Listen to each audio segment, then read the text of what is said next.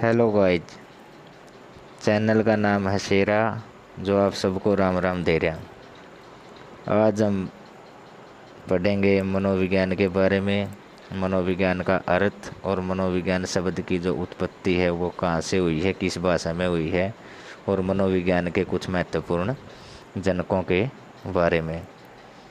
आइए शुरू करते हैं मनोविज्ञान को पढ़ना। मनोविज्ञान का अर्थ। मनोविज्ञान का अर्थ साइकोलॉजी शब्द की उत्पत्ति यूनानी ग्रीक भाषा के साइकी और लोगस से हुई है।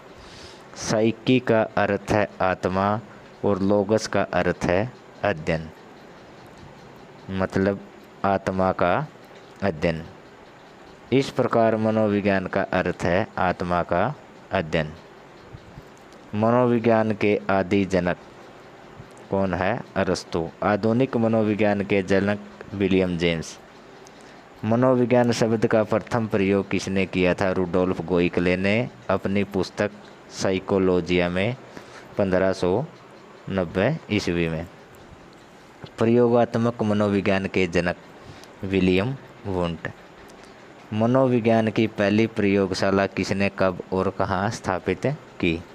मनोविज्ञान की जो पहली प्रयोगशाला थी वो विलियम वुंट ने 1879 में जर्मनी के लिप्जिंग शहर में स्थापित की थी। भारत में पहली प्रायोगिक प्रयोगशाला कहाँ पर? 1916 में कलकत्ता विश्वविद्यालय में। किसके द्वारा? डॉक्टर एन सेनगुप्ता के द्वारा स्थापित की गई थी। आगे है प्राचीन काल में मनोविज्ञान का अर्थ। आत्मा का विज्ञान। आत्मा का विज्ञान किसने कहा है? अरस्तु ने। कब कहा है? 16वीं शताब्दी में। 17वीं शताब्दी में मनोविज्ञान को क्या कहा गया है? मन या मस्तिष्क का विज्ञान। मन या मस्तिष्क का विज्ञान किसने कहा है? पोम्पोलोजी ने। 18वीं और 19वीं शताब्दी में मनोविज्ञान को क्या कहा गया है? चेतना का विज्ञान। चेतना का विज्ञान किसने कहा है? विलियम जेम्स ने। 20वीं शताब्दी में मनोविज्ञान को क्या कहा गया है? व्यवहार का विज्ञान। व्यवहार का विज्ञान किसने कहा है? वॉटसन ने। वॉटसन की महत्वपूर्ण परिभाषा।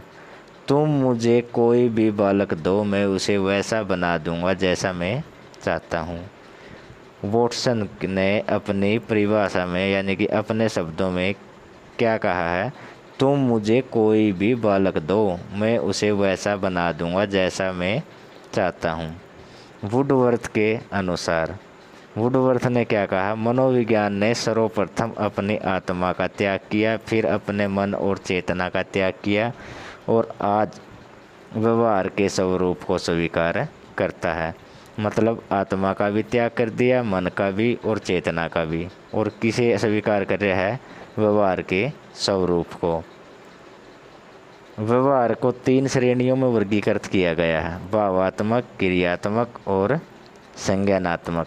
भावात्मक, क्रियात्मक और संज्ञानात्मक से मिलकर अभिव्यक्ति की उत्पत्ति हुई है।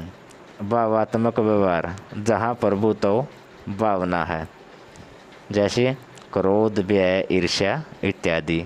और क्रियात्मक व्यवहार में क्या है? जहाँ प्रभुत्व मोटर गतिविधि में हो, जैसे साइकिल चलाना, खेलना, दौड़ना इत्यादि। संज्ञानात्मक व्यवहार, जहाँ सोच को प्रमुख रूप से जाना जाता है, जैसे प्रश्नों को हल करना।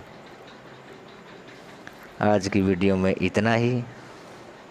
आपको जो समझ में आया वो आप शेयर करें, कमेंट करें। जो आपको नहीं समझ में आया, और अपने चैनल को सब्सक्राइब ज़रूर करें। धन्यवाद।